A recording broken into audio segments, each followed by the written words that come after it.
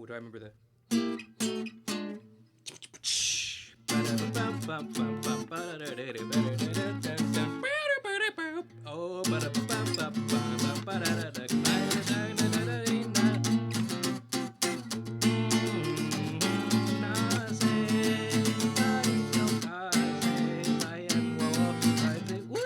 No, I messed it up.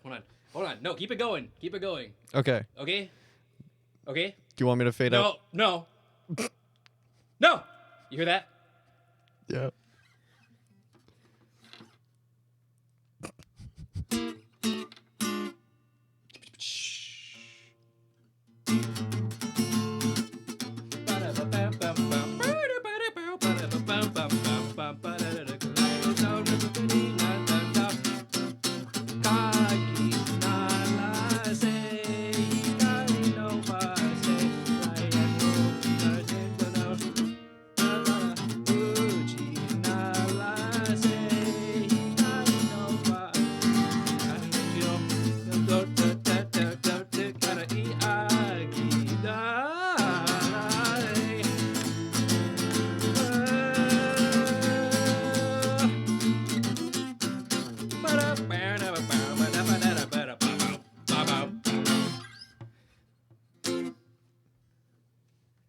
Yeah. Okay, I'm not doing that ever again. Bring him in, Zach. Hello, everybody. Welcome back. What episode is it? I have no idea. Welcome to the Uneducation Station. I can't squint enough to see. 108. It is you. Okay. Hello, everybody. Welcome back to the Uneducation Station podcast. Of course, my name is Zach, and I'm here with Guitar Boy Arthur. That's not my reverb. What's good, everybody? Welcome to Uneducation Station. We have a very special episode. You know why it's a special episode? Can anybody tell why it's a special episode? You brought out the guitar? I brought out the guitar, Zach. I also brought out the ukulele. No, I won't do it. But I do have a ukulele here in case we want to get fucking saucy, Zach. It would be kind of fun if we just ended the episode with like a jam. Yeah, we could. I don't remember how to play the ukulele, though. I don't know. I don't remember any of the chords.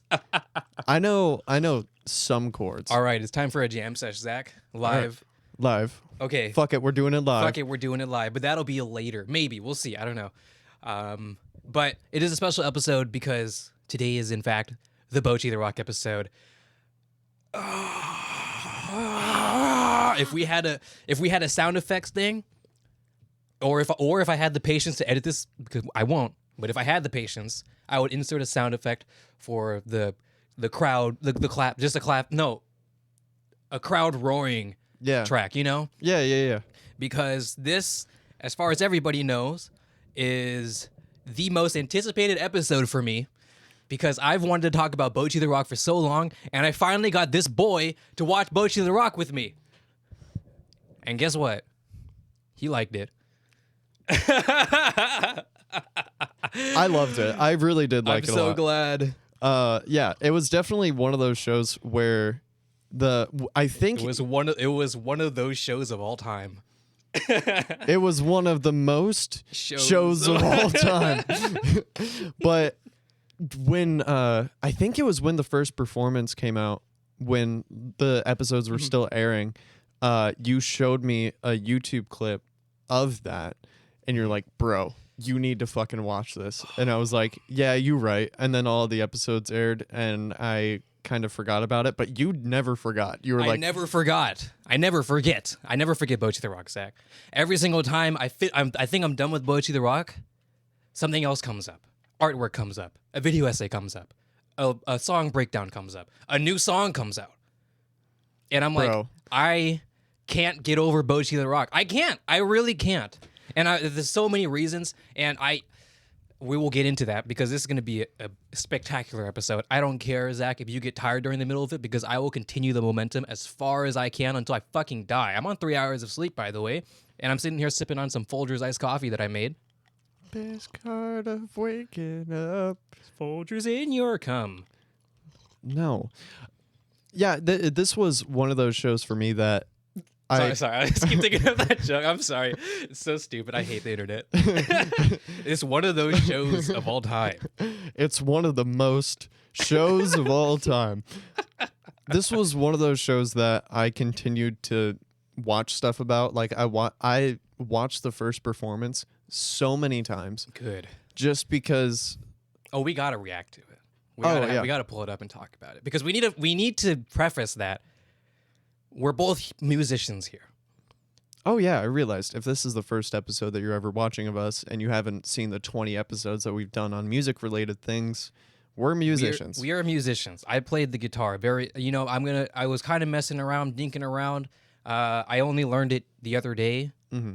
The chords are really hard, but it's fun and I love it. And Bocchi the Rock, the same way that Your Lie in April got me back into piano, Bocchi the Rock got me back into guitar. Mm-hmm. I'm playing the acoustic guitar again. I hooked up. I pulled out this amp that was in my closet. Mm-hmm. I have a mini amp right here, but I can't quite reach it. But I had a little dinky 5 watt amp, 5 amp, right? Is that the measurement? G, 15G. 5G would be nothing. 15G. What is G again? Grams.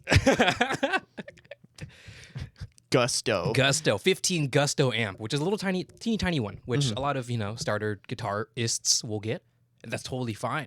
Right. But then I remembered that, God, back when I was still playing the guitar, when I was maybe 11 or 12, maybe, I had an uncle, or maybe not uncle, you know how Asian families go. Probably an uncle, probably a relative, I don't know. Maybe a family friend, may as well be uncle. We're all related, it's fine. He used to gig. He had a band, like a louse band. And I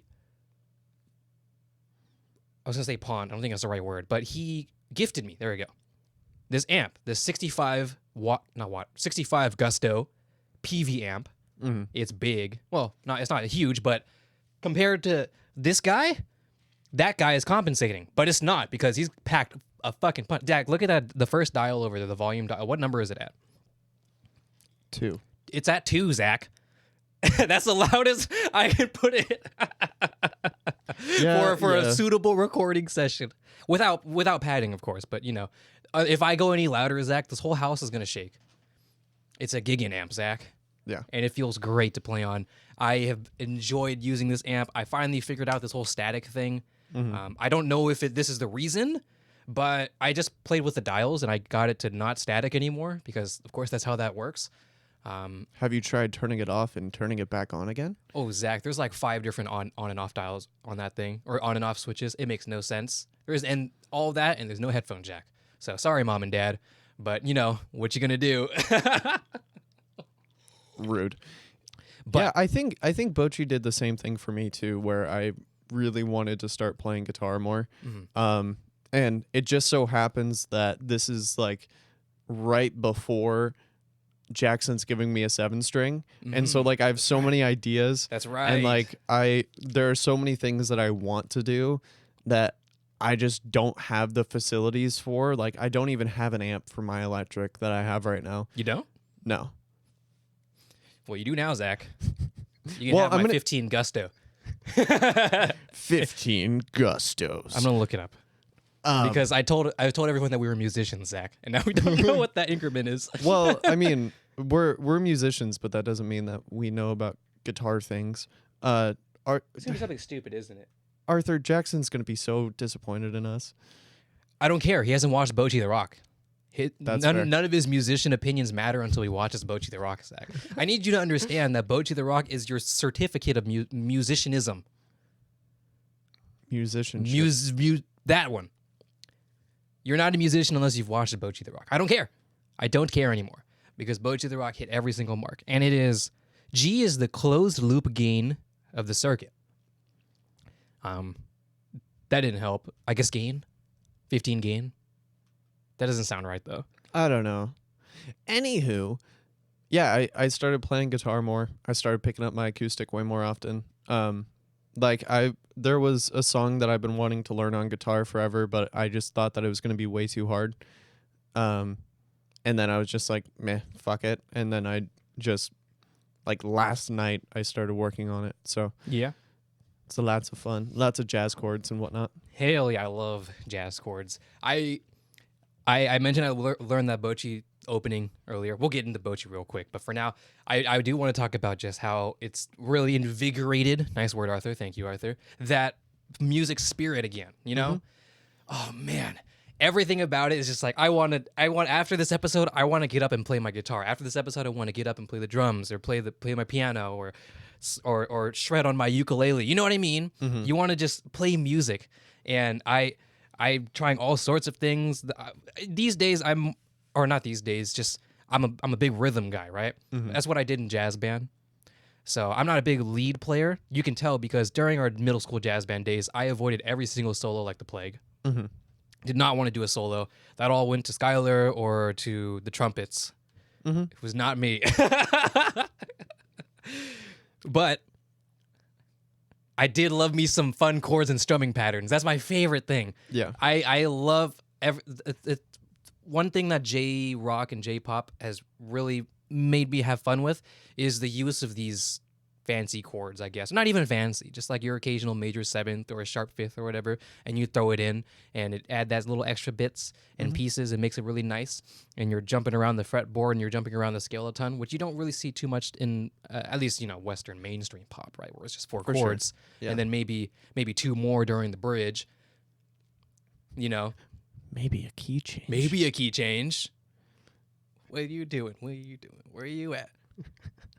I am playing no game. Something like that. Yeah. But that's the reason why that song is fun because you listen to some J-pop and every single song has a key change. Every single one has a key change, and I don't care. I'm never sick of it. You use it like right at the last verse, and you're like, ooh, just a little bit of spice. I don't give a fuck. Bring it up a half. I don't care. Yeah. I don't care if you've done it for for every single song in this album so far. I don't give a fuck. Last time through the chorus always has to be up a half step.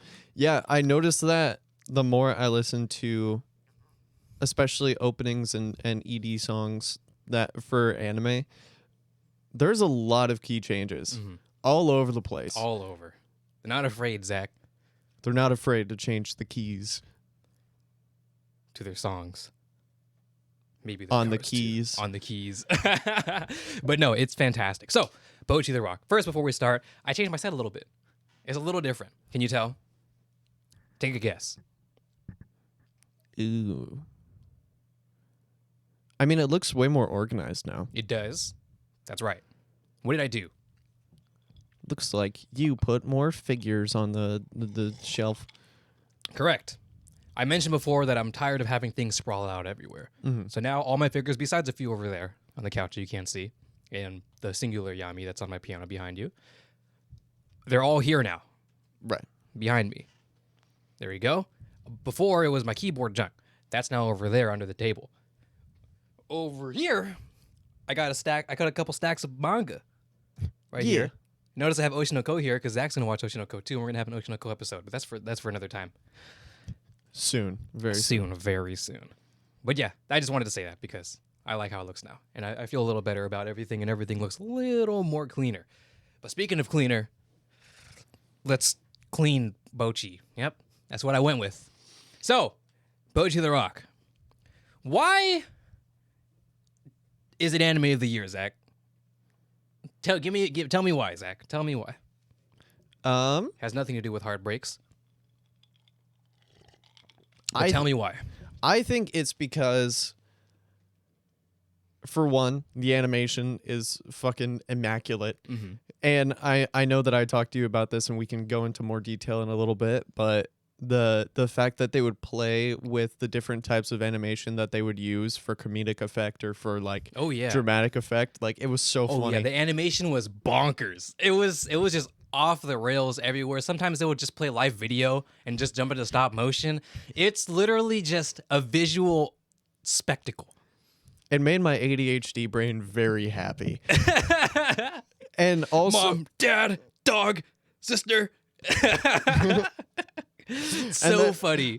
So there are a whole bunch of like meme compilations from Bocchi the Rock, and I was watching one last night, and it was a lot of stuff that I noticed and I thought was really funny, but just kind of escaped from my brain. But the more that I kind of hyperfixate on it, the more I have like an appreciation for those stupid random, like, it looked. Bocchi turns into a blender model. I was just about to bring that up. That shit was so funny. When I first saw that, I was laughing so hard. I was by Yeah. myself, Zach, in the corner of my room by myself, like a loner. Yeah. And I laughed out loud. Mom and dad probably thought I was crazy. But it's just when you can have a show, anime or whatever, and it gets you to laugh, it's so, and not one of those, no, not one of those. Don't you dare breathe out of your nose. Don't you dare give an exaggerated exhale. No. Right. You're going to open your mouth and let your laugh box laugh a bit Right. and have a time. That's what Bocchi did. Oh, man. I'm so happy. I'm so happy everybody loved it. When I first saw, excuse me. So first. Cloverworks, okay? Cloverworks has fucking killed everything in a good way. In the sense that they didn't come out of nowhere. I'm pretty sure they've worked on plenty of other things. I haven't gone quite into the research because that's not the scope of this episode. There's a singular scope and it's aimed at a certain pink-haired girl. But they worked on, I want to say, Horimiya. And I feel, unless there's another one before that, there probably was. It is escaping me. But for me, in my eyes, they worked on a romance called Horimiya. And Horimiya is probably the greatest god-tier romance manga that exists to this date. And I can say that proudly. And they picked it up, and it was perfect. It was perfect. Everything about it was perfect. The animation was perfect. The direction was perfect. Cloverworks did a fantastic job. They also worked on Akebi-chan, which I talked about, and it was super aesthetic. It was literally just an animation flex. And then they worked on, how could I forget Dress Up Darling, which is another romance that you don't know about. Mm-hmm. It's great.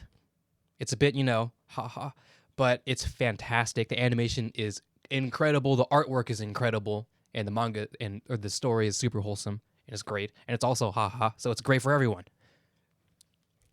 Dress Up Darling. And then I saw a PV, Zach, a singular PV, a singular promotional video, a singular commercial on YouTube for a humble show called Bocchi the Rock. Mm-hmm. Now, when I saw this, Zach, for the first time, I knew immediately, right off the rip, this is going to be it. I knew it. I saw it on Twitter as soon as they tweeted it because I followed Cloverworks like super fast because of course I did. And I saw it, and it was just an opening scene of Bocchi being like anxiety all like that, and then bam, bam, bam, and then it started, and then the animation started playing, and I'm like, oh, they're gonna kill this. Oh, they're gonna murder this. Mm-hmm. They are going to. This show is gonna be it. I know it. The aesthetic was perfect. The voice acting and the characters seemed really lovable. It's a slice of life. I love slice of life. Have I mentioned that yet? I haven't mentioned that in this episode, but I know everybody fucking knows it. Slice of life is my preferred genre. Mm-hmm. It is. You know why? Because it's wholesome. It's wholesome as fuck. And not just any slice of life. Oh, just slice of life in general is great. But I'm talking about the cute girls doing cute things slice of life, Zach. There's no fucking plot slice of life, Zach. Mm-hmm. I'm gonna go to school and after school we're gonna go to our watch paint and dry club, and then we're gonna go home, and it's the end of the episode. And then after that, it's the grocery shopping arc. Where they spend 3 episodes trying to decide what type of milk alternative they want to use. And finding sales on meat. That's what I love, Zach. And Bocchi the Rock was one of these. It's another 4-coma slice of life, random shenanigans anime. And I'm like, oh man, what is this going to be? What is this going to do? What are they going to do to this anime? I wonder, because the first personal promotion, the PV was perfect. Now then, fast forward, and we reach the first episode. And the first episode drops, all of a sudden, everywhere. Twitter, trending, Bocchi the Rock. YouTube, Bocchi the Rock. Everything, Bocchi the Rock. Bocchi, hashtag BTR_anime for the EN gang. Bocchi the Rock in hiragana for everybody else. Oh, Bocchi took over, Zach. Oh, did Bocchi take over, Zach? In the same season, I think, fall or winter season, as Spy Family, the second season, or second part, and Chainsaw Man. That's crazy. Chainsaw Man! One of the most anticipated, Zach, one of the most anticipated shonens to come out. That's crazy. It was going on. No. Attack on Titan too. Attack on Titan as well, I think. Yeah. Yeah. Wait. Yeah, it was up there with like the heaviest hitters of that last season. Oh yeah, bud. If not, I think Darling and Dress Up Darling was top. But it was so funny to see because you look at the rankings and usually what's gonna happen in these rankings, okay? What's gonna happen, Zach? What do you see in these rankings? Attack on Titan. Attack on Titan. Season finale, part 75. Demon Slayer, season 3, which is releasing right now, and I need to get caught up on that. Yeah. And then just in general, not this season, but if you were just like 4 months ago, you say, I'm gonna look. I wonder what's the top anime right now. What are you going to see? You're still right. You're still right. But Power Shonen. Power Shonen. You're going to see Chainsaw Guy. You're going to see Bad Person Slayer, and you're going to see Mob Psychological. You're going to see Dragon Ball X. You're going to see, you're going to see Boruto's dad's son. You're going to see all of those, Zach. Red Clover. Water Force. You're going to see all of them. But you know who was at the top? It was still Bocchi the Rock. And it's so funny. It's so funny how just Bocchi dunked on everyone. Now, I do not partake in these anime wars. Best anime, best girl. Yeah, I don't partake in these. I think it's really toxic and cringe.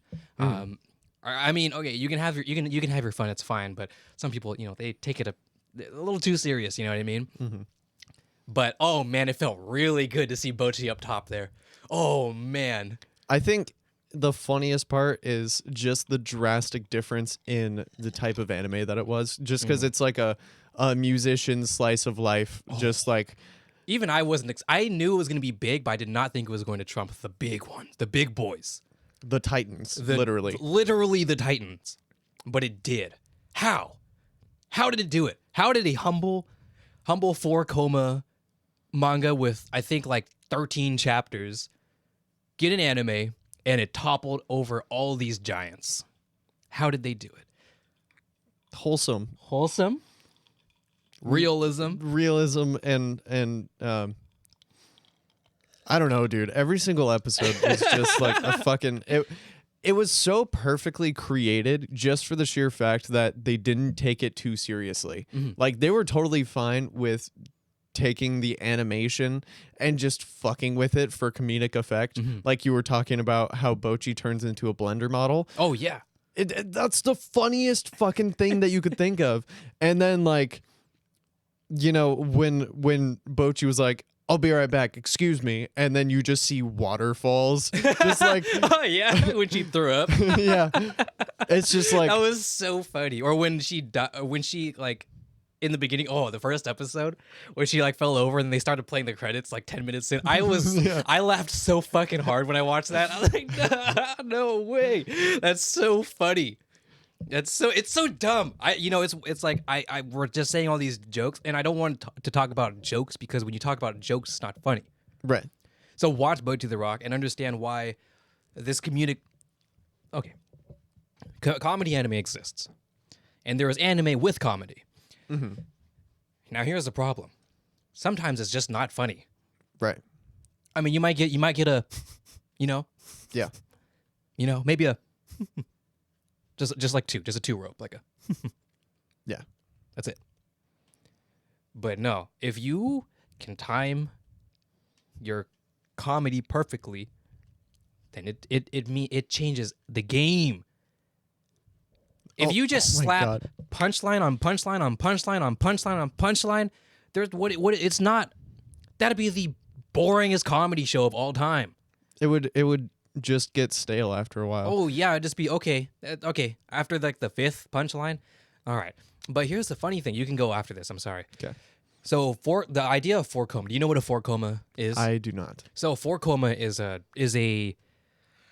arrangement or is a type of usually slice of life, but just a type of manga where there's only 4 panels.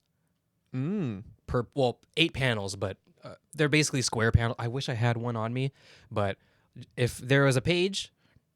There's 8 panels. but like a conversation, for example, would exist in 4. So 1, 2, 3, 4, 1, 2, 3, 4. So this formula is basically the same the whole time. There's some sort of introduction to an idea or conversation. There's a lead up, there's a punchline, and then there's the gag, the straight man, or something like that. Yeah. And it's that perpetually. So you would think it wouldn't work. But as time would show, if you can time these things right and show emphasis on the correct moments, because even if you're watching Bocchi the Rock, you can kind of time you can time the direction like that, where some funny idea is brought up, and then someone develops onto it, and then another person calls them an idiot. Yeah. And then that's just the basic formula that happens over and over again. But it works because they don't oversell it. Yeah. They don't overdo it. And they do it in waves where some of them is funnier than others. The other one is not as funny as the other ones. There's a balance. Right. It's not banger after banger, because if you do banger after banger after banger, it's just going to decrease. Right. Yeah. It's so funny because whenever I think of my favorite moments, obviously there's the performances, and we can kind of get into more plot heavy stuff in a little bit. Oh yeah. But at least like the comedic aspect of this show, the things that I think of are just like, it's not necessarily stuff that they didn't acknowledge, but it's stuff that they didn't put a lot of weight into. Because if they're like really leaning into a joke, then it's not going to be that funny. But there's power in nuance. And what I found is that a lot of the comedy in Bocchi was very nuanced. It was very like, I don't know if subtle would even be the right word, but it was just kind of like, I think subtle is a good word. It was subtle in the aspect of like, no one was making it seem like it was like that big of a deal. Like when Bocchi's soul was literally leaving her fucking body, and everyone was no, don't pass away. It's like, what? It's like when and then when she like has her little episodes, and then everyone's like, oh, she's doing her thing again. Let me just fix her face up a little bit. That was so funny. The whole show, they pulled a handsome Squidward on her. They really did. Kinda actually. That sharp chin face is like a anime meme of like handsome male. I don't, it's like an old anime thing. Yeah. Where the handsome male character has a sharp chin type of look. You can find it. This Ikemen type character. Oh man. Okay. Where do we begin? Where do we begin, Zach? I mean, I think I want to look at the first performance. Okay. Pull it up, Zach.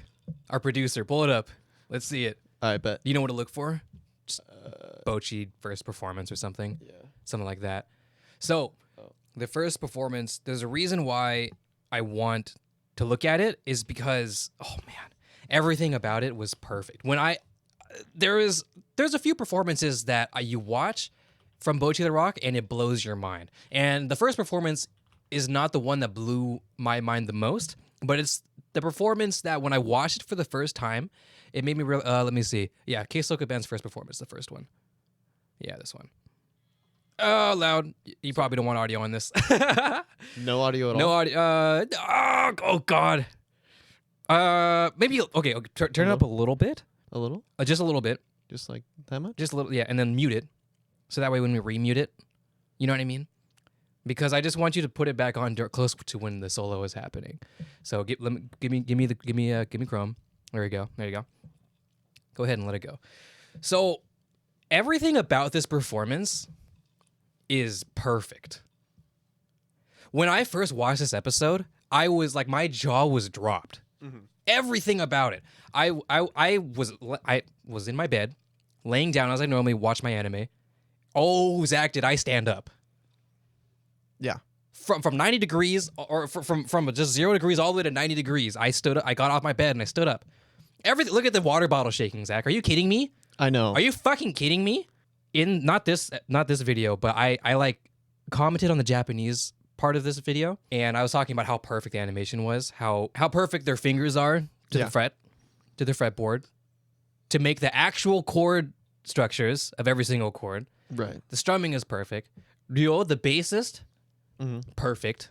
Oh yeah. Nijika, the drummer, she hits the right drums. She hits the snares at the right time, the toms in the right time, the crashes in the right time. It's so good. It's perfect. Yeah, go to the water bottle, and let's just break it. Let's just go just bit by bit. Actually, no, go further. Go further back, and let's just talk about what we noticed as we watch this performance. Fuck it. Let's run it back to the beginning.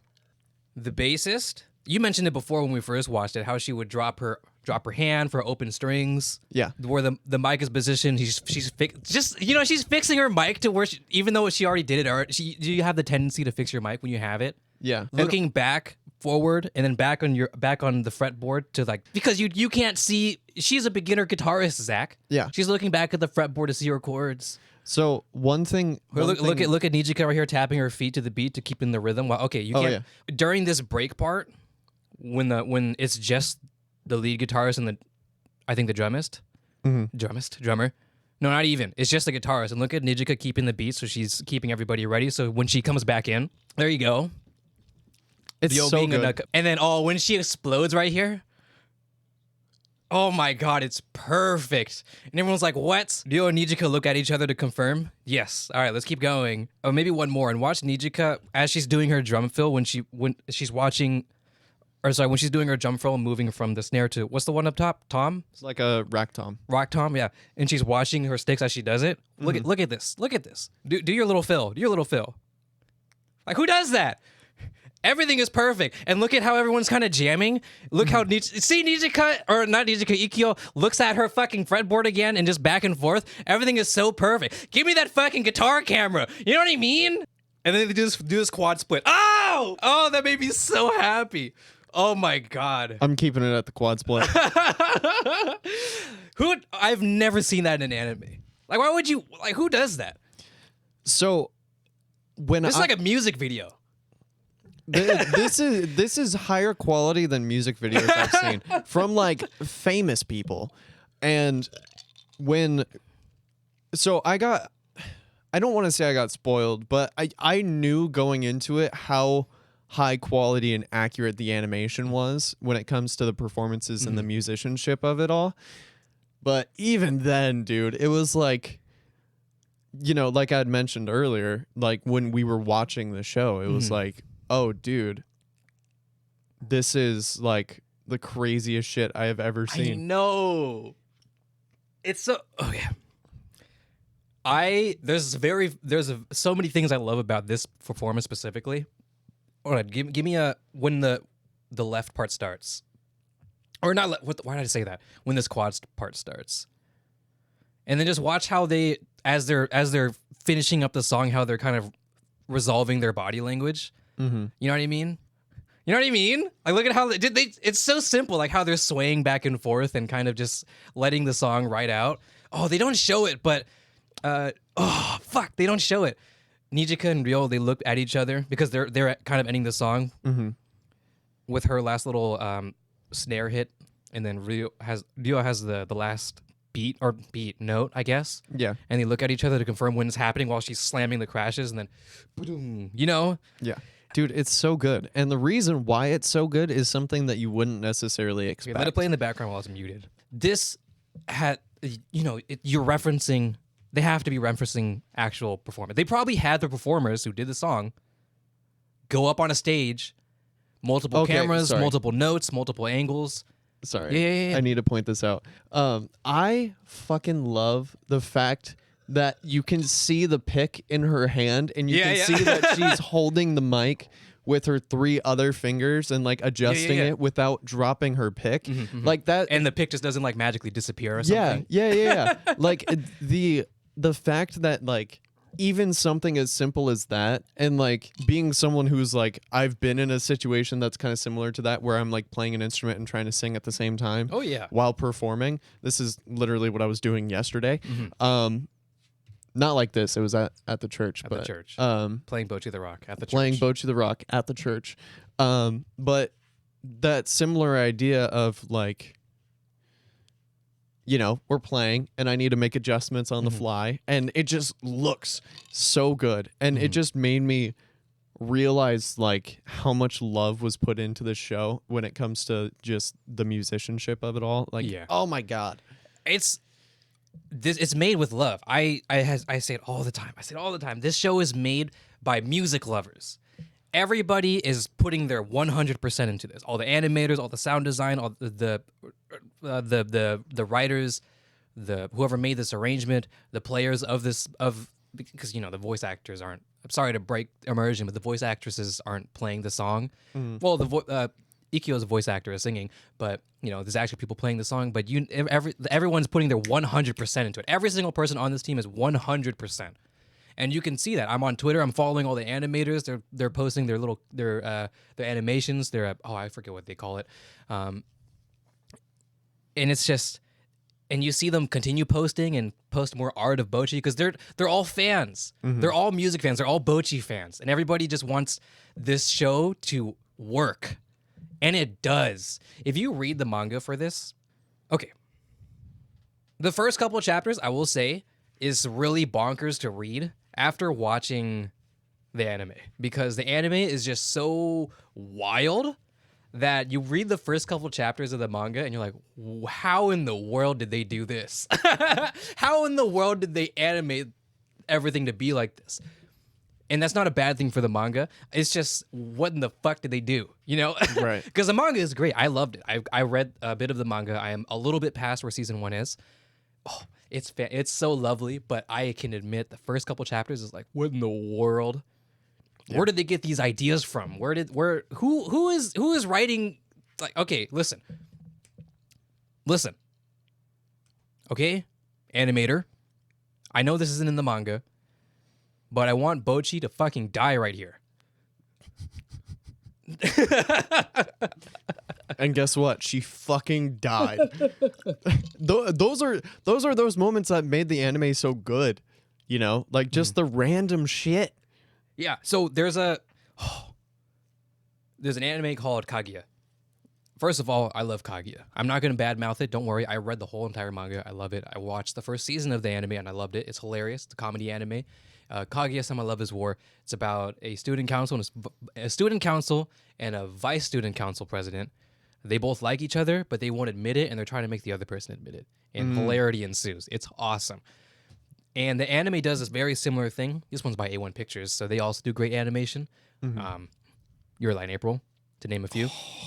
And they do a similar idea where they have the joke, they have the gag, but they provide just a really random visual aid to just enhance the joke more. Yeah. And it's hilarious. It's hilarious. Some of them don't hit for me, I will say, because I'm a big I'm more of a fan of the manga this time around.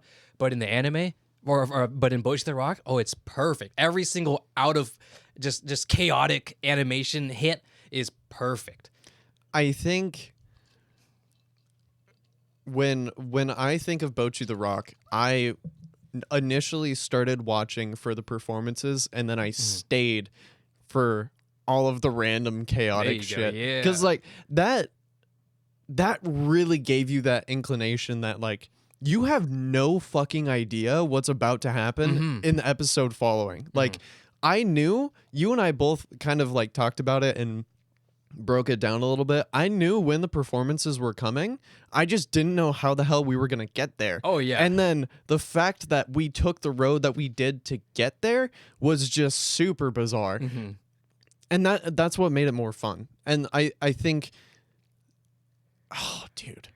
Okay, so there's this idea. It's a very basic idea. I've mentioned it's a very basic, very, very basic storytelling idea. And it's payoff. Right? Very basic idea. But it's idea of this is why you can't just open your show or your anime. Well, you can, hit the ground running, but you can't just be at 100, just balls to the wall all the time. Yeah. You need a reason to be balls to the wall. The walls can't be on the balls. Wait, the balls can't be on the walls if you don't know what the balls were.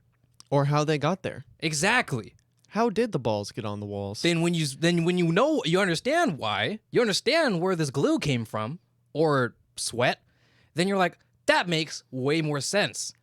Bocchi the Rock, before the first performance was like episode 5 or something. I think 4 or 5, something like that. Yeah.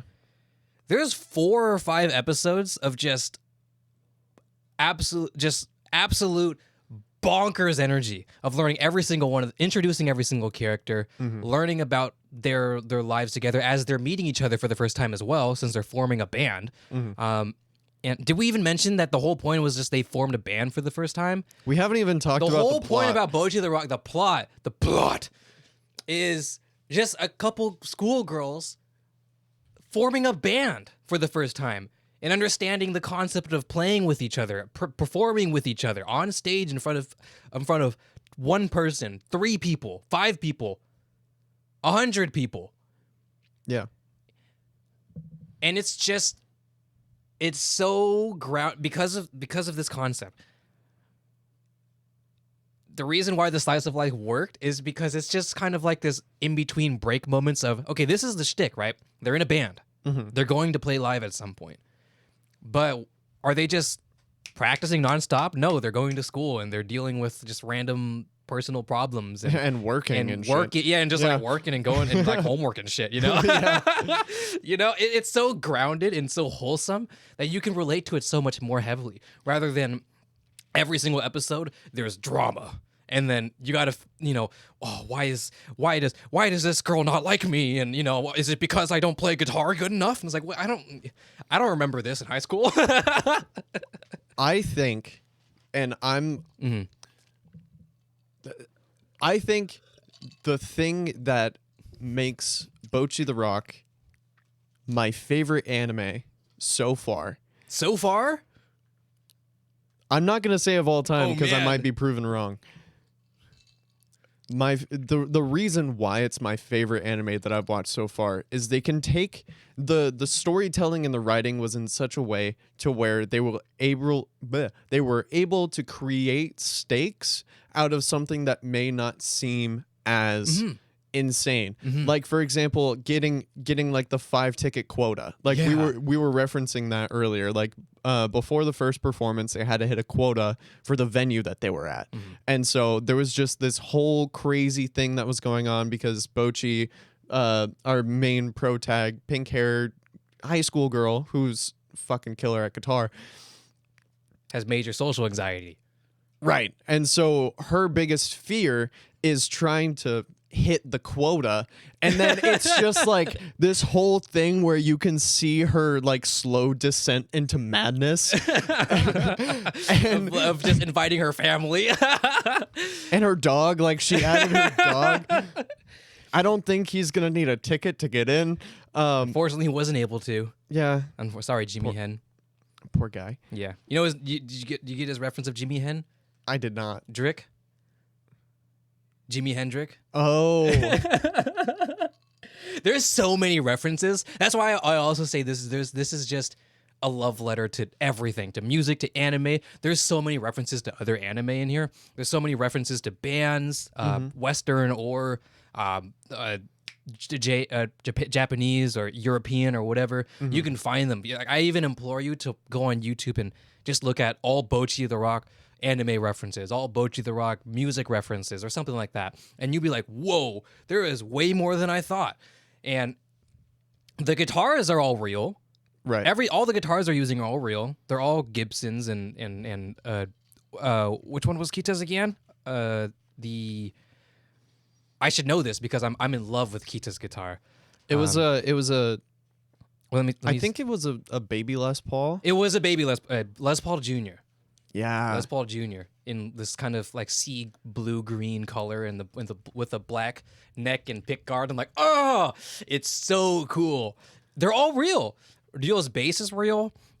The drums are not Yamaha. They're if you can't get the person or the what's it called, the brand or whatever to sponsor it, then you got to do some funny name like Zamaha or something.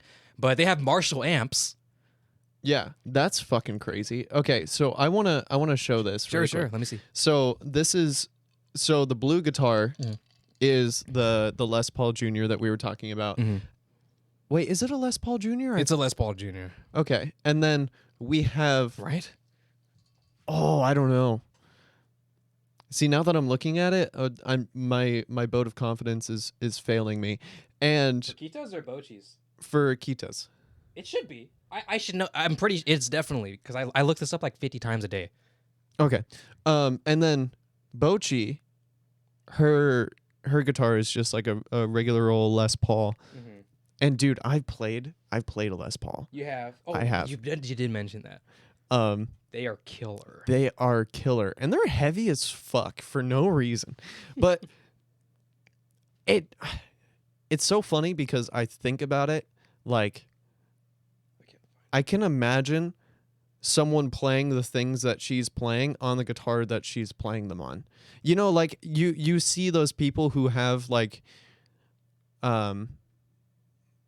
those hollow body guitars and they're just like shredding some metalcore stuff, and I'm like, Yeah. no, that's not how that works. And then you look at like Bocchi's guitar and the stuff that she's able to do on that guitar, the type of tone that she's able to get.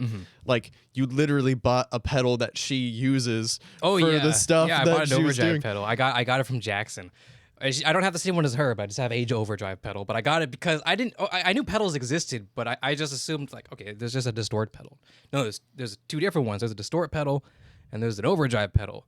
There's also a fuzz pedal, but those three kind of live in a family amongst themselves. Right. And I had to learn the differences, and I learned, okay, what I want is an overdrive pedal. So I got one, and I've been fucking around with it, and it's so much fun. Oh, speaking of overdrive pedals, should we go to okay, first of all, it doesn't mention what guitar Bocchi uses. It's just a custom Les Paul of some sort. But the guitar that she gets at the end of the show is a Yamaha, which they actually use Yamaha that time around because at least for the drums, you can't see it right now, but the drums were not Yamaha, they were like Yamaza, but the actual ending when she picked her own guitar was a Yamaha Pacific A611 VFM. Love these type of names. So good. But it was cool. All black guitar. Lovely. Let me see the next performance, Zach, because this is the performance that blew my mind. This is the performance you showed me. This is the performance I showed you. But okay. This one right here. Yeah. Okay. Bocchi solo. So go ahead and should I preface it? Okay, I'm going to preface it first because it doesn't show in the beginning. All right. This is about, I think, so right after the first performance, Bocchi does a street performance with Kikuri, the drunk girl. Yeah, the drunk bass lady. The drunk bass lady. Yeah. Right. And that was a great performance, but we'll skip over it for now. But she's a great character, and she's a very important character. And she's awesome, and she's hilarious. But that was a very important episode, or a very important street performance that they did for Bocchi to kind of get a little bit more confidence. Just a little little teeny tiny shred of confidence that she didn't have before. Right. To really kick it up a notch. So now, this is, let's say, I can't remember what these episode numbers are, but let's just say episode 4 was the first performance. I don't think it was, but let's just say so.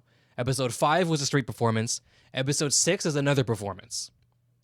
You can see how I mentioned before this kind of up and down idea, where if you are just up in the top, just banger after banger after banger, that's not a thing.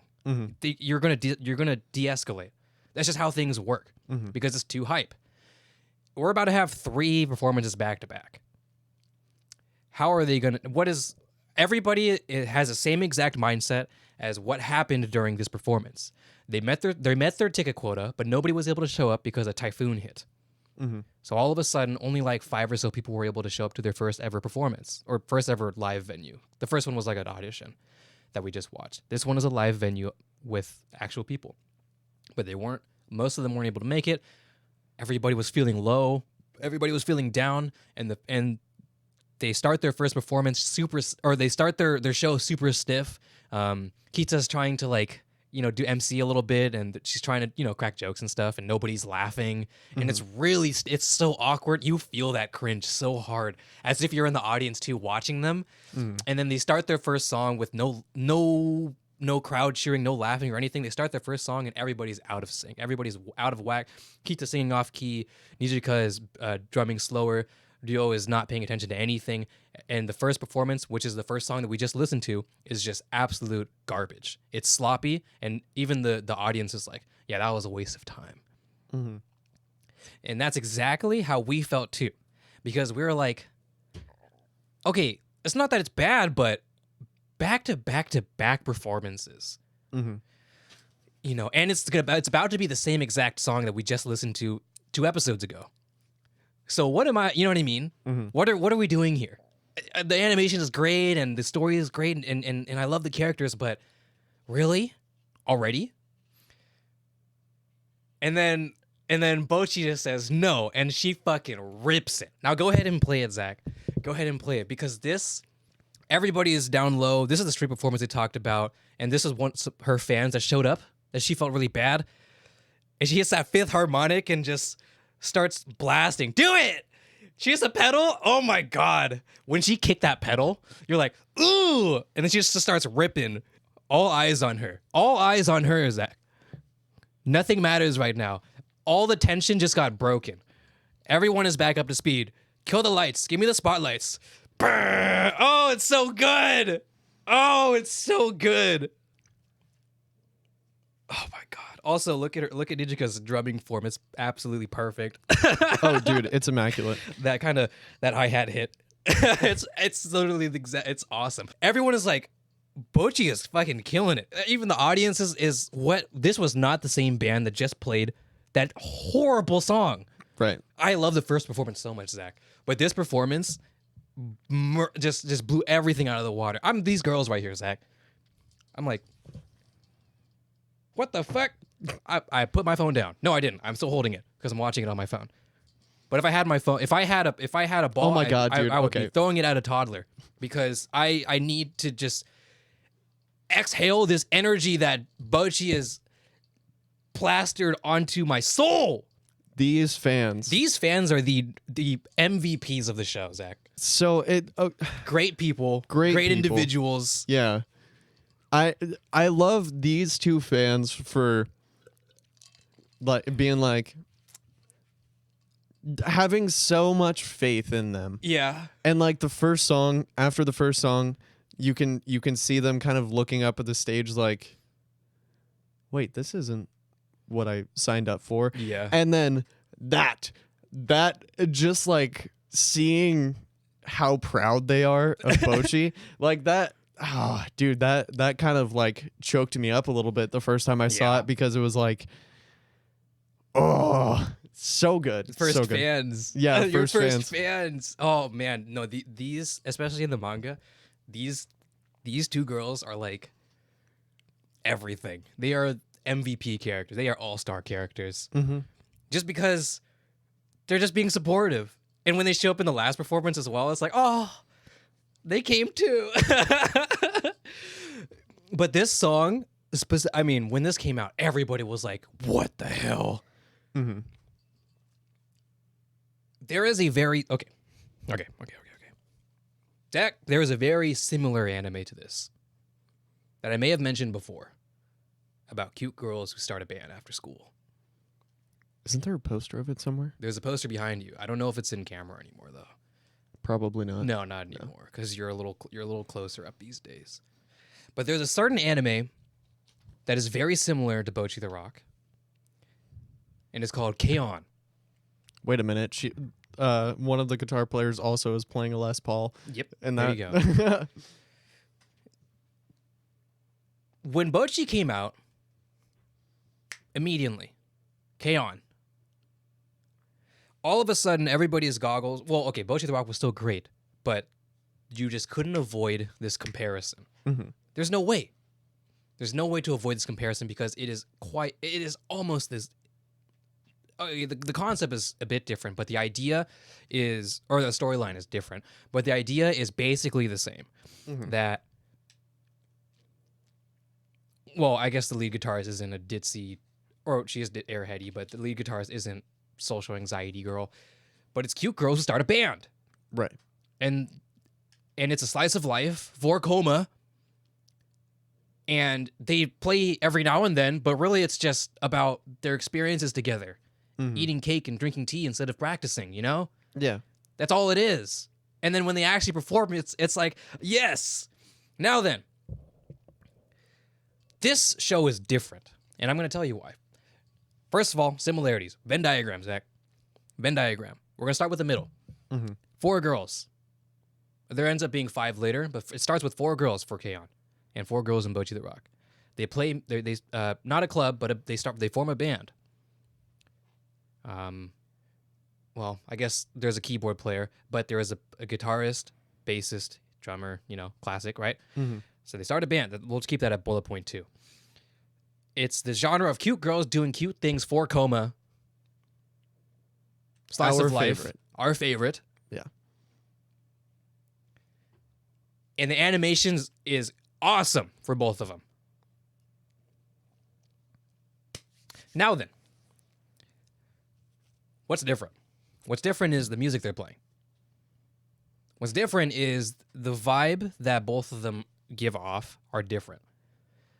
Because if you were to sit down and compare 2 different shows and say, I like one better, well, if they were the same, then that means you would like one better.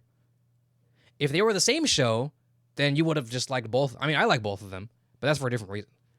Because I just like cute girls doing cute things anime, and they're both great shows. But if you're part of this genre of anime fans where you have to pick one for some reason, then that means you're picking based off of the outside of the Venn diagram rather than the inside. These anime are not the same. Why are they different? There's 5 people now. There's also the keyboard player, like I mentioned before. The music they play are different. This K-On! Is like kind of rock-ish, but more J-pop, cutesy anime, fluffy, hua-hua type of thing. Bocchi the Rock is rock. It's rock music with kind of like a J-pop fusion, J-pop, J-rock fusion, but it's rock music.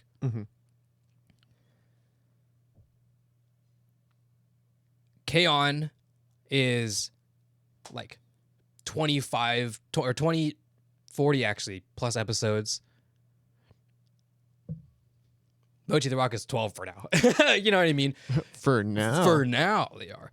They're completely different when you watch them. You know, if you would ask me like a month ago, I would have really marked down these notes, but I don't care that much. That's why I don't have it down. Like I'm not ready to argue with someone of like, oh no, this one is better. No, this one is better. That's why I don't have this right off the top of my head. But this comparison was made. But for me, I'm just like, well, it's fine that you like K-On! More. I love K-On! K-On! Was also kind of like my Bocchi the Rock in the sense that this is different. This is awesome. When I watched Uned, the saddest anime of all time, I couldn't cry to shit. I watched Angel Beats right after I didn't cry to it. You know what I cried to, Zach? K-On! I cried to K-On!, Zach. I cried to it. Because the last episode was so great. Now then, Bocchi the Rock comes on. Oh no. Before I say that, well, I guess I can continue going. Bocchi the Rock comes on. No, I see the first PV for Bocchi the Rock. And I say, K-On! Why do I say that? Is it because I completely made a direct comparison? No. It's because when I finished watching K-On!, these are not my words, but in a comment section, I related to it heavily of some commenter who commented on a K-On! Song. And he said, I wish I could watch K-On! For the first time again. Ever since it's so dorky, but ever since I read that comment, that resonated with me so hard. I wish I could watch K-On! Again for the first time. Because that's an experience I will never get. I will always advocate rewatching shows. I will always do it. You grab things you miss, you think you're not going to enjoy it, but you actually do enjoy it, sometimes even more than the first time, depending. But no matter what, even if you watch it a second time, you're going to miss that initial love, that initial just light bulb of, wow, this is crazy. This is great. After that, it's just enjoyment, entertainment, and potentially just more analyzing. So I also longed for that. I wish I could watch K-On! For the first time because that show really just changed everything in my mind. It changed how it sounds so dorky, I know, but it changed how I just viewed life. Just be more carefree, have more fun. Because Start a band, drinks, and then never play music. You know, Yeah. it's K-On! K-On! Is when the first episode they enroll into high school as freshmen, and the last episode they graduate. Oh. You're there for the whole ride. 20 or so episodes in the first season, 20 or so episodes in the second season, and a movie. You're there with them the entire time, and it's gone. How can you live that again? I wasn't able to, Zach. But then, I saw a singular PV, Zach, for Bocchi the Rock, and I thought, K-On! And then I watched Bocchi the Rock, and I said, K-On! And I said, K-On! And I was like, I missed this. I missed everything about this. I watched plenty of slice of lives. I watched all the cute girls doing cute things. I watched my Asteroids and Love. I watched my non beauties. I watched my new game. I've watched whatever the fuck, right? Some probably no one's ever heard of. I don't know. Yurdu Camp. No, people have heard of that. I've watched all of them, Zach. I've watched tons of them. Stomach Growl. But none of them was K-On! But this one was K-On! I see what you're saying. This is like your opportunity to rewatch, like almost like rewatch it for the first time again. Exactly. I finally got what I wanted. I want to watch K-On! For the first time again. And I was able to. And every single episode that aired, I was so happy. It's a good show. It's a great show. There are a few shows that have had a lasting impact on me that weren't just sad. You know? Yeah, honestly. Like I think of Angel Beats, I think of Your Lie in April, I think of Better Call Saul. yeah. It's usually those emotional ones that are going to stick with you, right? Yeah. Because they really made you feel that they pulled at your heart like that. Mm-hmm. And they'll never take that away from you. Yeah. But Bocchi the Rock, I feel, had a lasting impact on me in the aspect of this is just so cool. Mm-hmm. And to see that someone or like a group of people wanted to dedicate so much time and effort into such a love letter to music and a love letter to anime. Mm-hmm. And it just makes me so happy. And like I knew that we were going to be talking about Bocchi today, and so last night I was just watching a bunch of like Bocchi the Rock meme compilations. Yeah. I was watching the performances. I was just like studying up on your Bocchi. Yeah. You got to prepare, Zach, because if you don't talk, I'm going to talk. Right. So you better, if you need to talk, Zach, you need to rip the microphone out. Mute me, Zach. Turn my levels off. I'm not going to do that. Okay, don't do that. But I give you permission to. Turn on the reverb effect. Whoa! No. I want you, Zach, now, because we were talking about K-On!, I want you to look up a video. And I want you to search, because we're talking about K-On!, and we're talking about just a love letter to anime. I want you to search Bocchi the Rock, K-On!, the first one. Give me Chrome really quick before you click on it. So I saw this video. Now this is a bit much because there's two songs that are mashed up. These are both. Go ahead and click on it for now, and then pause it. Okay, these are both the performances in the end of the season. Well, I guess not end of the season for the first season, but kind of ish, like the end of this like big arc thing. I think actually, no, maybe season 2 is when Azusa came. I kind of forget. It's been a long time, but this is both the performances that they did for the school festival.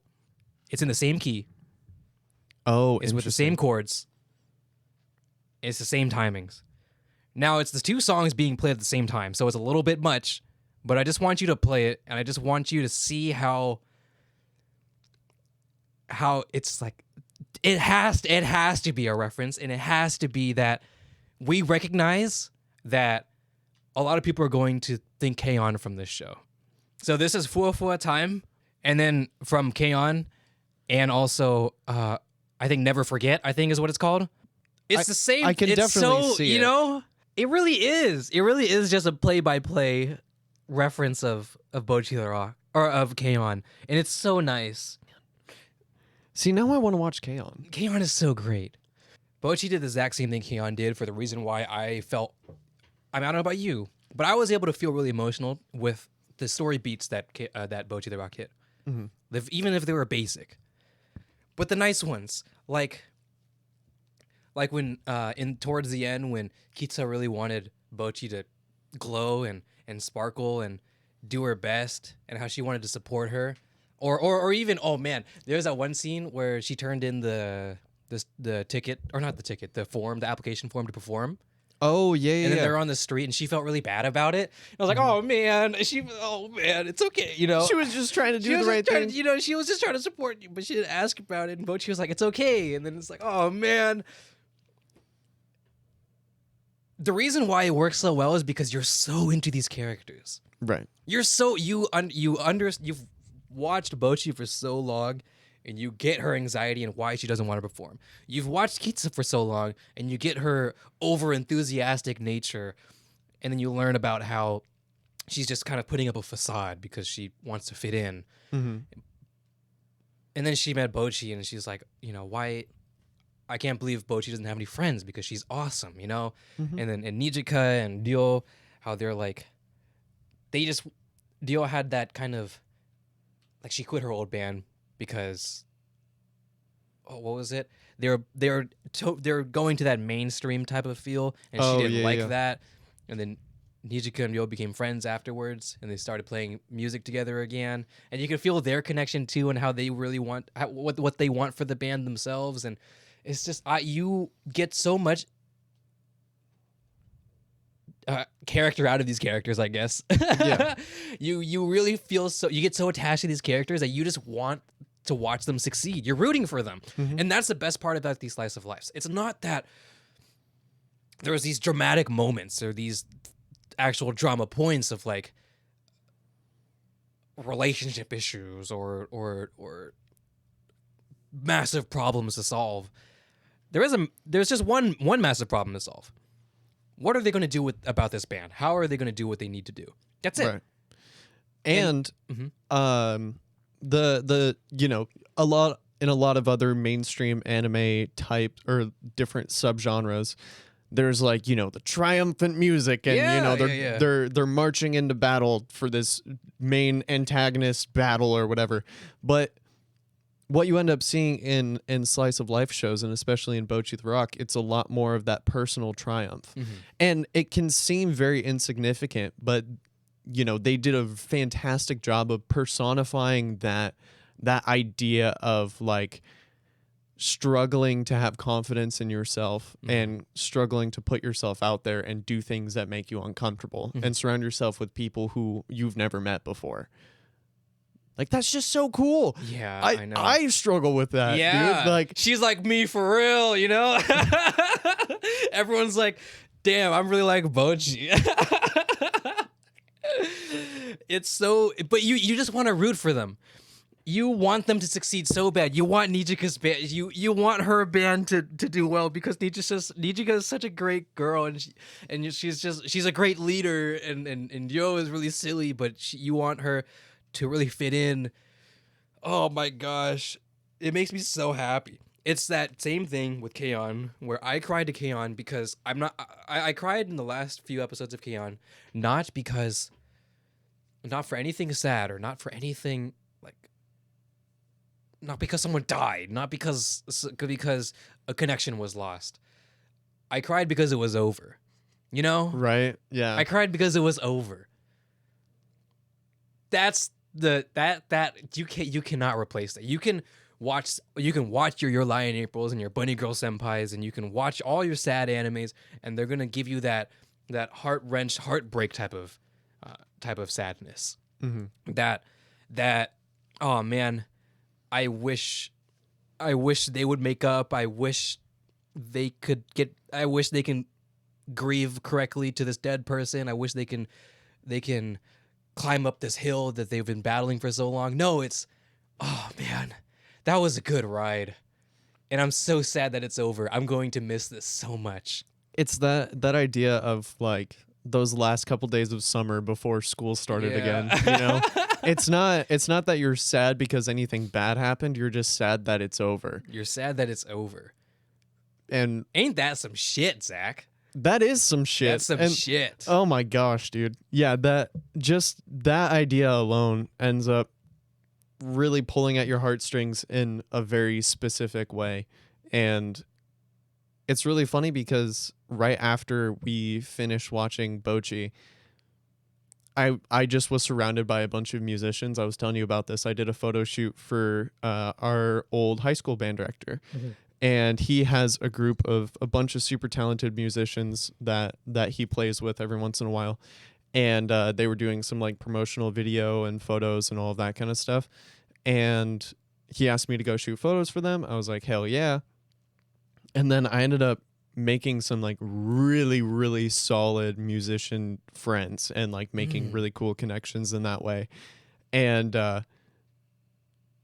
you know, it felt like my own kind of like personal triumph in the same, along the same vein as like what you would see in this type of show, just surrounding putting yourself in a situation where you're surrounded by musicians who are like, oh, you play? Oh, we should get together and do something sometime. Like, that would be really cool. I'll give you my contact info. And then when I got home, I was like, holy shit, holy shit, holy shit, holy shit. It's that same idea, you know? And I thought it was so interesting that happened. Like, this was Friday and Saturday, and we finished Bocchi last week at some point. It's just like, yeah.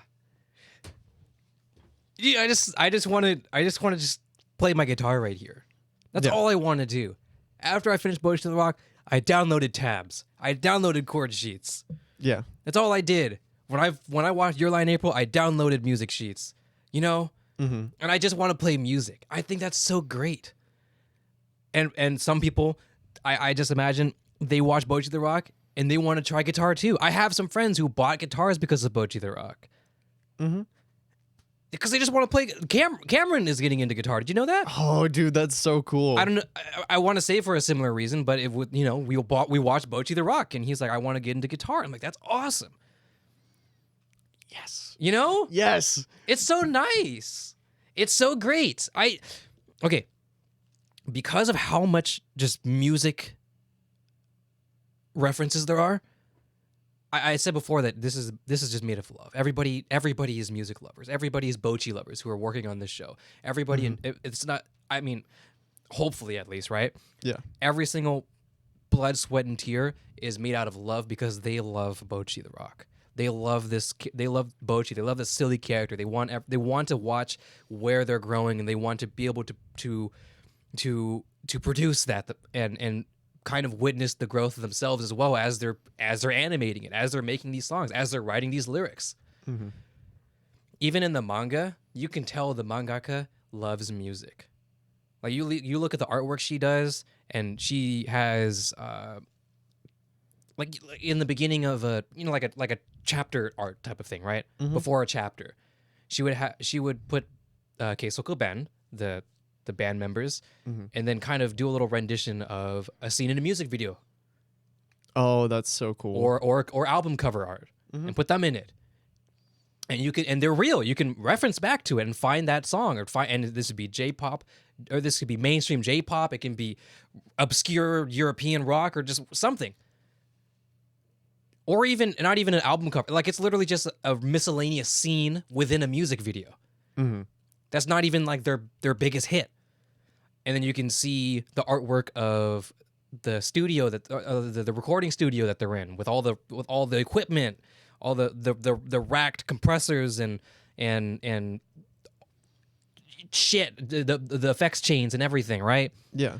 You look at Bocchi's what's it called? Pedal shit. pedal board. pedal board with all of her pedals and all the connections and the daisy chaining and the power supply, and you look at the actual guitars that are used, and it's like oh man. Okay. This show, I don't do this justice. I want everybody to look. You can go ahead and look it up as well while I'm saying it, but I want everybody to watch. I mean, we could react to it, maybe. I don't know. Maybe if we're kind of hitting the time limit, we could. But there is a specific video that I watched that invigorated my love for Bocchi the Rock even more. And you can go ahead and search it up. It's called Bocchi the Rock, Asian Kung Fu Generation. Because I had mentioned in past episodes, for the first time in this episode, that Bocchi the Rock is one singular love letter. Yes, the first episode by, can I get a name here? Go ahead, open it up so I can see it. Pause it really quick. Oh God, I can't read it. Simon Vin. Simon Vin. This is a very short. It's less than 5 minutes, so we could just give it a good go because I cannot put these words into justice. Oops. Better than Simon can, right? Simon? Mm-hmm. Simon can. And it's simply Bocchi the Rock is one huge love letter to Asian Kung Fu Generation. A band. A very I don't know about classic. To me, I think it's a classic. Kind of, I wouldn't say mainstream. Mainstream in the sense that they're very popular. Mm-hmm. But they've done openings for Naruto, Erased. You know Asian Kung Fu Generation whether you know them or not. You know Asian Kung Fu Generation whether you know Japanese music or not. Mm-hmm. They're probably one of the most influential Japanese rock bands of like today, in my opinion. And I'm saying this as a new fan. Mm-hmm. And I'm also saying this as someone who isn't Japanese, so I can't necessarily speak. This is just my opinion. But to me specifically, as someone who, and you know me, I don't listen to rock. Right. But Asian Kung Fu Generation really resonated with me. Come on now. Erased opening, that's on repeat. That's on repeat. But I never ventured too much further. I then found out that they did Naruto. And I listened to it, I'm like, oh, this is them. There's this channel called First Take. I may have mentioned it before, but that's where these headphones come from. That's why I have them, because First Take is basically one huge Sony commercial, but I don't care because it's awesome. It's Japanese bands and Harry Styles. They go onto just this studio, this completely white studio. They get a band together. Oh, I think I've seen this. You showed me this before. I've probably showed you it because it's a great concept. And they just First Take, live performance, go. And it is some of the nicest, cleanest, greatest recording music videos, I guess, of all, in my opinion, of all time. Mm-hmm. I love these sessions. They may as well be studio sessions, even though they're performing on a stage. Yeah. And I saw Asian Kung Fu Generation. They did a song called Sorurin. And I heard it for the first time, and I was blown away. And this is a song they did in like 2012, in like one of their first albums. They did it like 2 years ago. Or they did a performance on it again like 2 years ago in First Take. And I listened to it, and I went all the way back to their 2012 album, and I'm like, oh my God, this is awesome. And I'm just slamming Japanese rock albums back to back. Asian Kung Fu Generation got me. I'll definitely need to throw them in the playlist. Oh, in your tattoo playlist, do it. It's so great. I'll link them to you. But there's my basic personal spiel on Asian Kung Fu Generation. Now then, this video comes up, and this is what lights that spark of, okay, I'm slamming every single album now. Yeah. So, shall we watch it? Hopefully it's okay. Simon, we're a humble channel. We're not here to, you know what I mean? Yeah. We're not here to overpress. We're not here to do just, hey guys, it's welcome back to another Uneducation React video because we have no other content to make, Right. Hopefully the last hour or so has been pretty all right, and that we're able to react to your amazing video essay. But just know, if you do happen to watch this, if somehow you come across this video is awesome. Give me audio and let's play it. Let's watch it. Bocchi the Rock is a manga Written and illustrated by Aki Hamaji. Here are all the references to the J-Rock band Asian Kung Fu Generation from Bocchi the Rock. Asian Kung Fu Generation is credited here as special thanks. And there's more references, but you can watch that on your own. But oh man, Bocchi. Sorry about that. No, it's okay. If I had to say anything, just give it a go. Give Bocchi the Rock a go. I don't care if you watch shonen, shoujo. I don't care if you watch action. I don't care if you watch horror. I don't care if you watch romance, drama, or comedies. I don't care if you watch garbage. Cleanse your palate with Bocchi the Rock. Cleanse your palate with Bocchi the Rock. Bocchi the Rock has something for everybody. Right. It has stakes. There's your action, well, along with its payoffs. It has wholesome moments. It has its drama. It has great animation.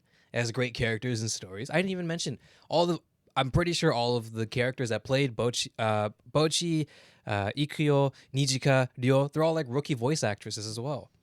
Oh, that's right. You told me about that, but I don't think you've even mentioned it. No, they're all rookie voice actresses as well. And they're all, I mean, I'd like to think, great friends now. It's so cool to see. Bocchi, there's just this big... Bocchi was just this big... not red herring. I don't know what's the right word to say. This wild card, I guess, right? This unicorn. This unicorn of how did this anime work in a time where the anime is not going to be good unless it's overpowered main characters, big triumphant soundtracks, over budgeted animation, underpaid animators, or just hard-hitting sob stories, questionable romances with questionable topics. It has to hit some sort of checklist in order to retain the viewership, right? Right. Otherwise, I'm not gonna watch this episode today. Maybe I'll drop this show. Maybe I'll watch it another time. But Bocchi the Rock came in and they said, hey, do you want to watch some people join a band? you want to have some fun? Guess I have some for you. I have all of the fun. I have everything. I have everything for you. Yeah. So watch it. I'm just really happy. I don't know. I'm not a huge I'm not huge into this whole anime space as much as I was before.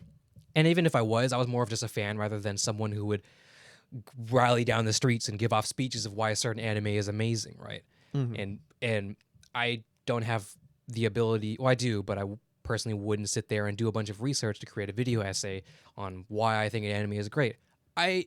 Despite my anime AVIs and my anime promotion and how much I love anime, I'm a casual watcher. Mm-hmm. I'm a watcher like everybody else. But even with that said, for some reason, I am just so proud of Bocchi the Rock. I am so proud that Bocchi got this love in a landscape that it shouldn't have. It got this massive traction. So much so that in the very last episode, I had a feeling, I hadn't read the manga yet. After I read it now, it kind of makes a little bit more sense. But I had a feeling that they were going to end the anime here on one season.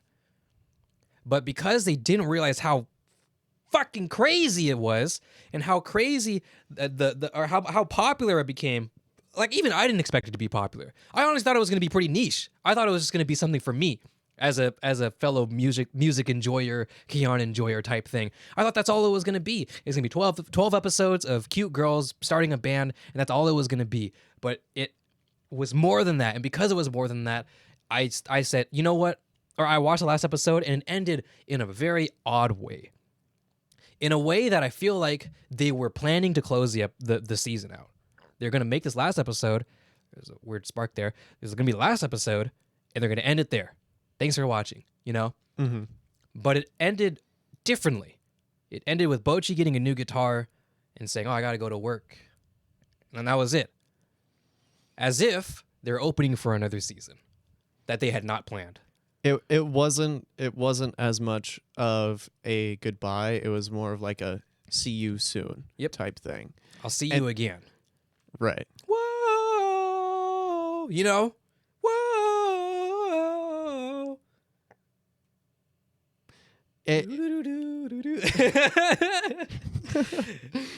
It really was, and it ended in such a way where you and I both kind of were talking about it once we finished the last episode. We were like, I feel like there's more to come. Mm-hmm. And I can't imagine there being a show that would be more deserving of a season 2. I can equate the impact that Bocchi the Rock had on just the media at large that season 1 of Demon Slayer had. Mm-hmm. Just like the explosion of popularity. No one thought that it was going to ever end up being remotely as popular as it was. And then now we're here. Season 3 is airing, and the talk about this show never stopped. And I have a feeling that Bocchi the Rock, however like completely different of a genre of anime it is going to have that similar impact where it's like everyone's going to be talking about Bocchi the Rock. Everyone's going to be making videos about it. Everyone's going to be obsessed with the songs that were in this show, that were made for this show. I'll bet you Les Paul, like Gibson's going to get a major boost from this. I know they did. I know for a fact they just saw a spike in sales. Like, oh, that's interesting. Specifically on two guitars. Just their Les Pauls. But yeah, just that idea. I'm one of them. It's gonna be me. How much is it again? Like $3K? 4K? Probably. Yeah. I mean, it's either you buy a Grand or a Les Paul. Fuck. Sorry, Steinway. Bro, Steinway's like 300K. Yeah. But anyways, yeah. But anyways, I really am excited to see what happens. And it's interesting, I've kind of looked at Bocchi the Rock, that I do a lot of different animes that are like current. I kind of want to finish the series out in the anime and then go back and read the entire manga. Just so that I don't know why, there's just something that's really cool to me about having that first viewing experience being animated and through the anime and everything like that. Well, I think you'll enjoy it because it'd be something you've never tried before. Yeah. 4-koma slice of life. Very interesting pacing. It's very rapid, but it hits every single time, and you just can't get bored of it. It's fucking chaos. It's chaotic. It's just as chaotic, but just in a different way as the anime, and it's a lot of fun. And the thing that really makes me happy is just like, I just imagine the mangaka. She made this manga out of pure love and as a fan of Asian Kung Fu Generation, and then she got an opportunity to get this anime, and everything is about Asian Kung Fu Generation. They got the voice actress for Bocchi. I don't quite remember her name, but the voice actress for Bocchi, this lovable character that the mangaka created, and she sang one of Asian Kung Fu Generation's songs, and it's like, that's so nice. That's so nice. That makes me so happy. It makes me feel so proud, just because, like, as a musician, we have a special appreciation for music, just inherently, because we've put into practice just like doing the thing. You know, we're playing the music, we're doing all of the stuff and things and stuff, and like we know how hard this shit is.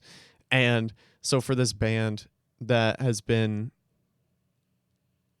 you know, making waves for a really long time, just like seeing someone write such a wholesome and beautiful love letter to that band in a way that you would never expect. Like, I never even knew that it was about Asian Kung Fu Generation until you told me about it.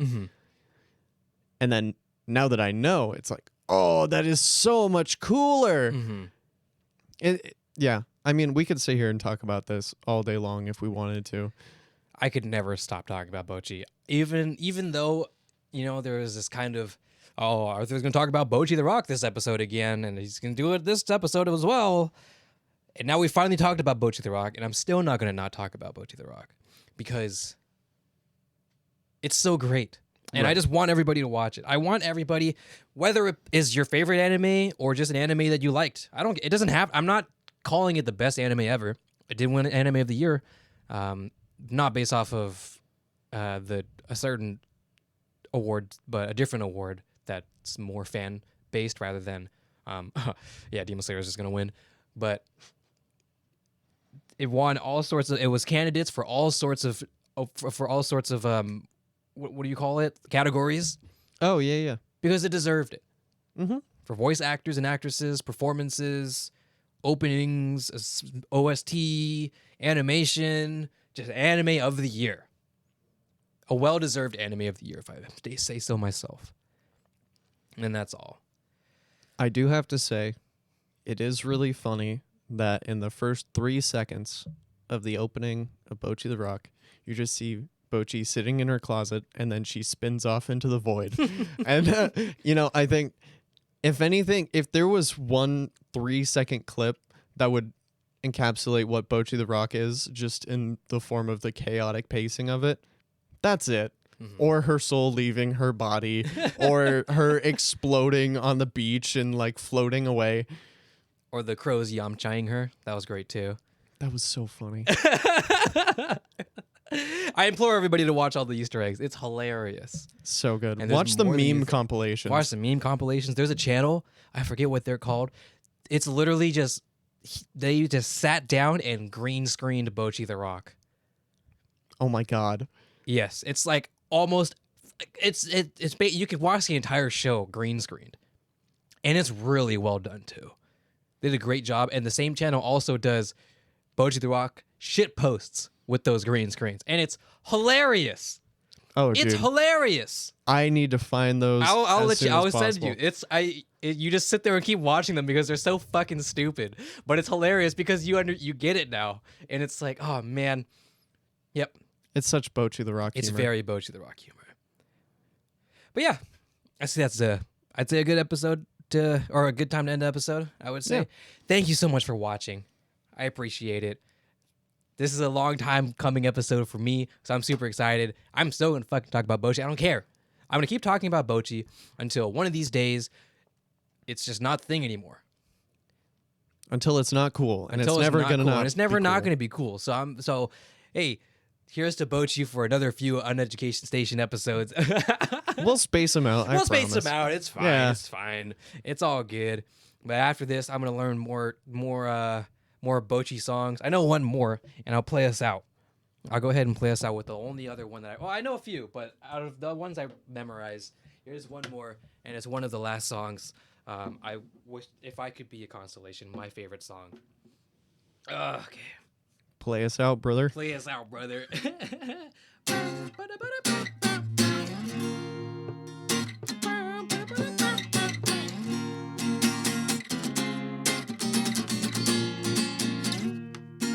Ooh, wow.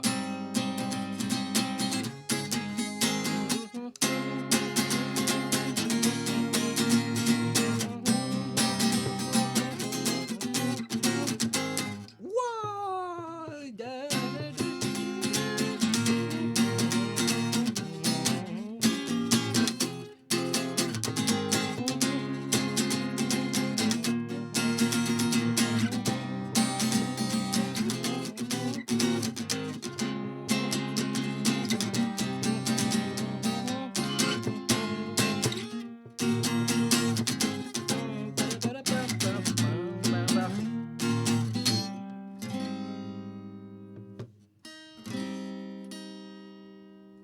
Thank you for watching. Thank you. Goodbye. Bocchi the Rock.